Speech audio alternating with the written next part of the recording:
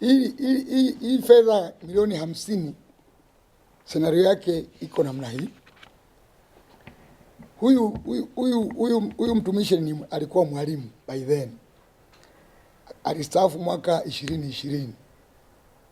Baada ya kustaafu akawa anasubiri mafao yake. In the long hapo katikati akakutana na huyu bwana Federson. Sasa sijajua nini kiliendelea hapo, sababu jamaa alikuwa ameshatangulia mbele ya haki. Angekuwa iko mbele ya haki, iko duniani, angetusaidia sana. Sasa in the long run, wakati anasubiri kina mgongo chake kaingia mwaka 2022. Tarehe 21 mwezi wa 10. Tarehe 22 mwezi wa 10 wakabebana yeye na huyu bwana. Nimesoma vijijini kule. Msoma vijijini wanasomana sana na Bunda. Kwa hiyo huduma nyingi za kibenki huwa wanakwenda Bunda automatically. Wakabebana wakaenda Bunda. Wakavuta ile transfer form ya pesa. Wakajaza. Mzee akiwa hai, mwalimu akasaini kuruhusu kiasi cha milioni 50 kihame kutoka kwenye akaunti yake kwenda kwenye akaunti ya huyu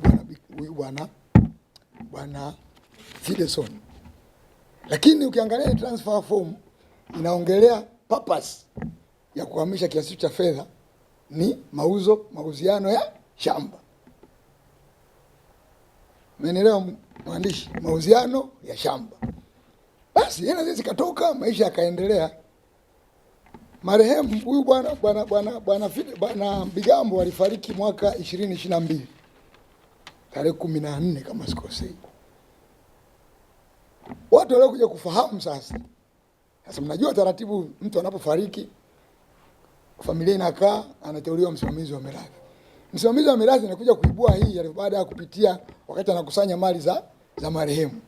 Bwana, kuna huu muamala umefanyika na purpose hapa ni mauziano ya shamba. Wakamtafuta huyu mhusika. Kwa hiyo mhusika akawa anawapiga kona. Sasa hawa wakaona kwa nini msimamizi wa mirathi akaona kwa nini nahangaishwa hivi na vyombo vipo. Akaja kwenye vyombo, sisi tukaifanyia kazi kama taasisi, ikiwemo kukusanya nyaraka mbalimbali. Ndio tukakutana sasa na purpose ya hii transfer of this man kwa mauziano ya shamba.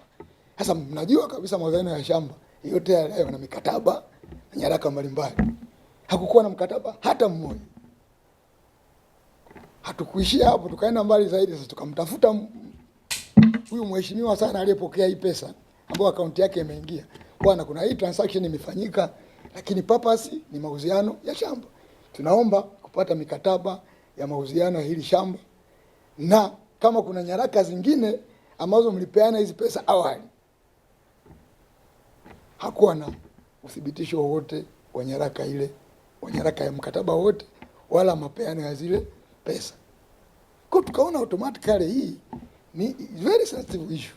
Kwa sababu huyu msimamizi wa mirathi ategemea angekuta mkataba na akaenda akaonyeshwa shamba physically, ili aliingiza sasa kwa mujibu wa taratibu za kimahakama kama moja ya mali ya nini, ya marehemu. Lakini haikuwepo.